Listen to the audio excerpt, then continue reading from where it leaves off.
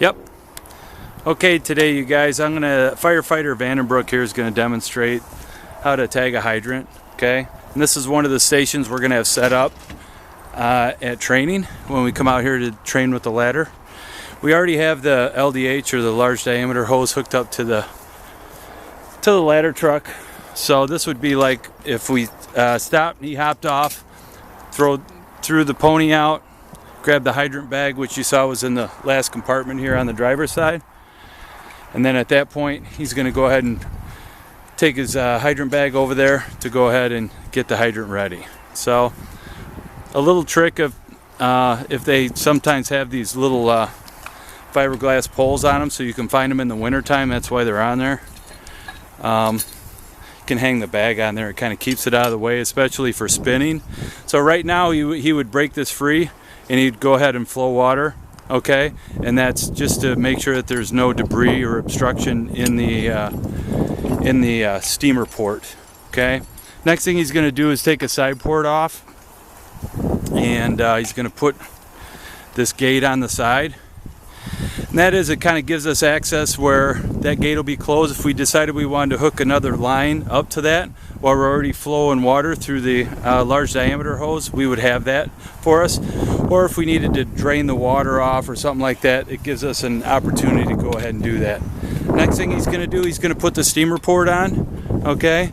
And once this is on, he should be able to snap the large diameter hose right on there. This is something that's supposed to make it a little bit easier for us. Some hydrants already have the connection on there. This one does not. He's going to twist that, and that's going to lock into place. That time you want to make sure that there's no kinks or anything like that. And then at that time he's going to go ahead and he's going to open the hydrant up. And we open it up all the way. We don't just open it until we get water. We go all the way open with it. All right. Thanks.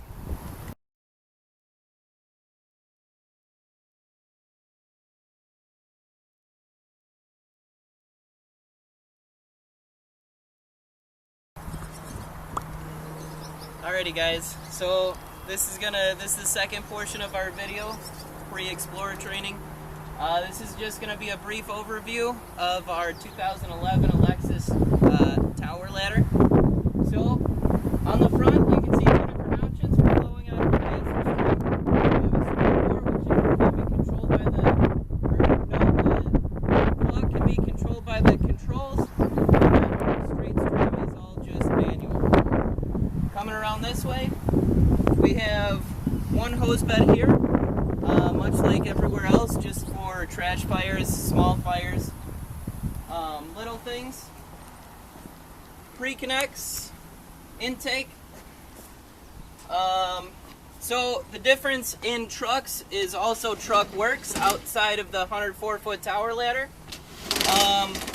A lot of different things that you should be looking to do as a truck company is ventilation. We have a bunch of fans to ventilate. Some of the fans pull inward, some of the fans pull outward. This cabinet right here is, for the most part, all engineering stuff, so we won't go over that. This cabinet right here, actually this one here, is going to have just our fast combi tool, cutter spreader. Traditionally, extrication falls on either your truck or squad company.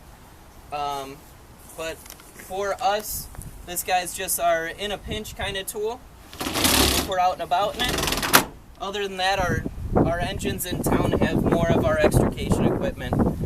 Also, to go along with truck work is salvage and overhaul, protecting the people's kind of stuff if we have time to, and making sure further damage doesn't happen. Coming around the back, to go along with our big aerial, we have a full complement of ground ladders, which we could work on another day.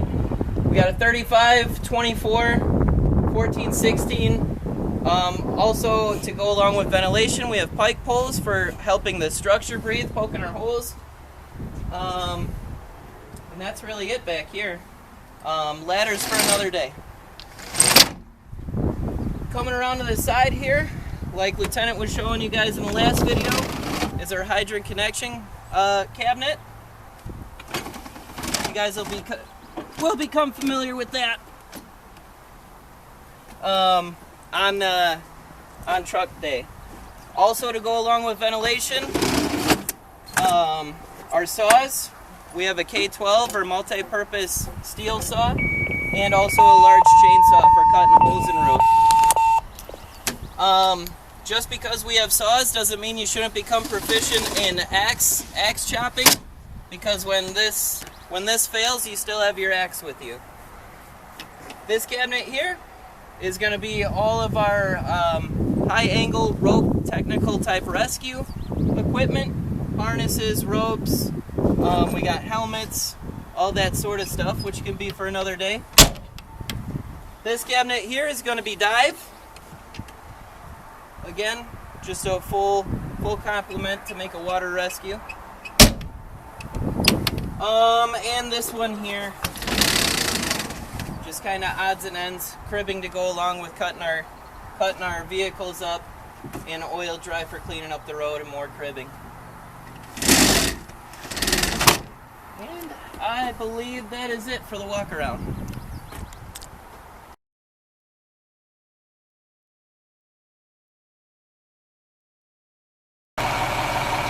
All right, the next thing we're going to go through is we're going to go through setting up the ladder. We won't be doing this. It'll already be set up, but just to kind of demonstrate what it takes to set the ladder up. Ron has just engaged the PTO, which is pretty much drives all the components to set this up. So as you see, he's opening this back cabinet here. That gives him the hydraulic controls to go ahead and extend out the jacks. And if you see Firefighter Vandenbroek, he's going to place these pads. These are to give us a nice flat surface for the jacks to be on. The main thing is here, just make sure that the handle is not going to be coming down on the jack isn't going to be coming down on the handle. Ron's doing the same thing on this side. They're just getting them down for right now, and then they'll do one side at a time. You always want to do the high side first. Okay, we're on level ground here, so it doesn't really matter. So Ron is going to go ahead and get them close, and then make sure that everything is lined up. It's going to take the bulge out of the tires. Okay. It's going to work them over here and up. Close. Okay. All right. We're there. Okay. Taking the bulge out of the tires here. Okay. Get those out. And what we're looking at right here, this is what we're using to go ahead and make sure that we're level. That's our level. Okay. If the truck is not level, it will not let us operate when we're up there. Right now he's pinning it, and this is just basically a safety measure in case there is some type of failure or something like that. These pins will stop the jacks from going all the way down. Now that he has that done, he turned off the jacks and he turned on the tower power. And basically he's going to be climbing up there, which we will be doing. And I think we're going to have like 2 people in the bucket at a time, and maybe 1 guy on the turntable at a time. So we'll have 3 people going through this at a time. Firefighter Vandenbroek is going to be going up into the bucket. And Firefighter Herman is going to be right there at the control panel, which I'm going to come on up there and stand with him.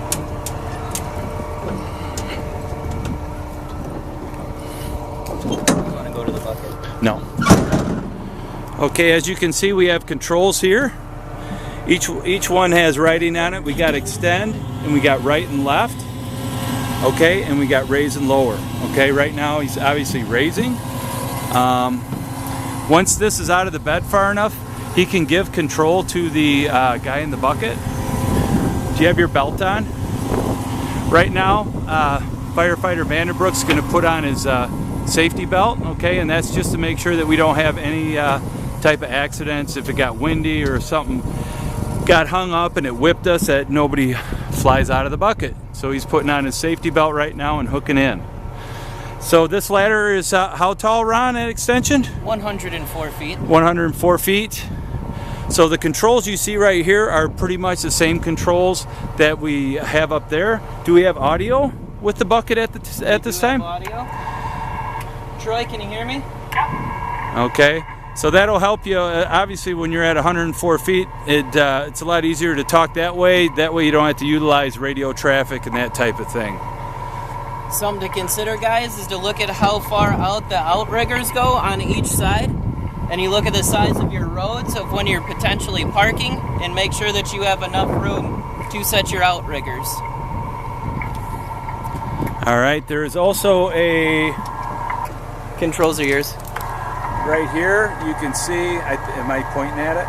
The thing where it shows the angle and stuff. So that shows the angle that the ladder is at. It's all yours. All right, so we gave control to Troy. So Troy's gonna go ahead and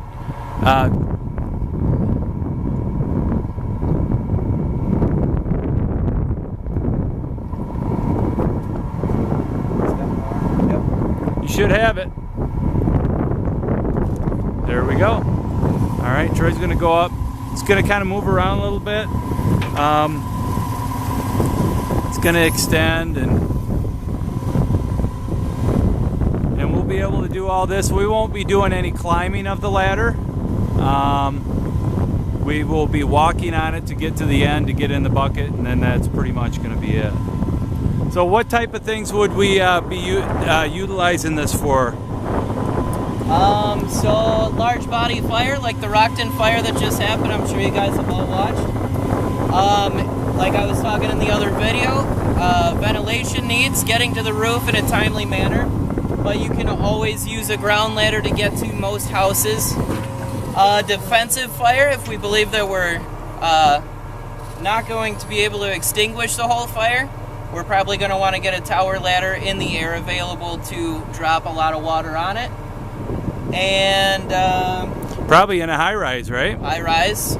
And just because we have this super low ladder or super tall ladder, try come below grade.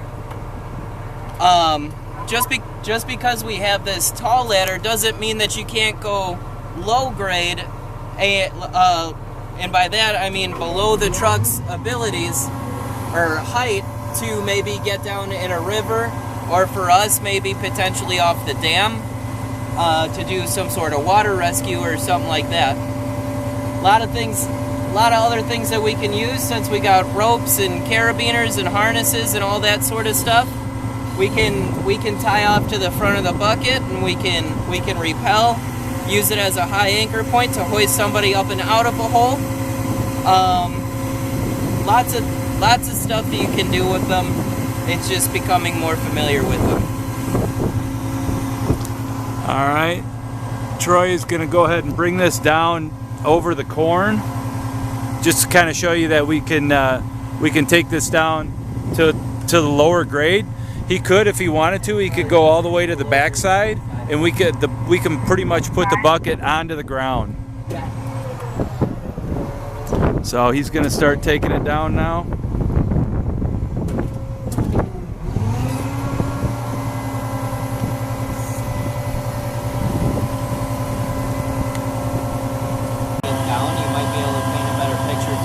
Yeah, I will. Okay, so right now we're going to the rear of the vehicle. We're going to go ahead and go down to the ground. I'm going to go down there to video in a second. But something I wanted to point out, if you look up here to the right, you'll see a Stokes basket up there. We also have a pike pole. We have an axe up there. We have a ladder mounted on the inside of the walkway here. We also have a hose line up there if we need to hook a hose line up to something. So we also have lighting and all that up there as well. So I'm going to go ahead and get down, and I'll show you the process of him being able to step out once we're down to the ground. As you can see, we're going right off the back of the ladder, and if we had like a rescue, or for some reason we need to maybe pick up someone else, we could go ahead and drop this down to ground level. Okay, and then Troy would be able to open the door up right there, and he can step right off. Okay, and then if we need to change out personnel or something like that, or anything like that. Okay, thank you. All right, so that's probably pretty much it. Basically, it's just kind of get familiar, have a little fun, and check this thing out. So the main thing is safety first, so we need everyone to just be nice and calm and just do what they're told. There'll be an instructor in the bucket with you, and there'll be an instructor at the turntable as well. So thanks for your attention, and I appreciate you guys watching these videos, because it does help us to give you guys an idea of what we're doing before we get out here, so we don't have to explain everything. Okay, so we are going to be tagging a hydrant, we're going to be raising the ladder, and then one other thing I'm probably going to have us doing is I'm going to have us pulling a hand line off the side and just kind of working with an 1 3/4 that's charged, and just moving it around and spraying some water out, just to kind of give you a feel of what that's like. So we should have 3 different stations going at the training this month. So we hope you guys are all here, and if anyone has any questions or suggestions or anything like that, let me know. Otherwise, Ron and I will see you on the 20th. And I hope I got the date right, but I think it's the 20th. Okay? All right, take care, guys. Bye.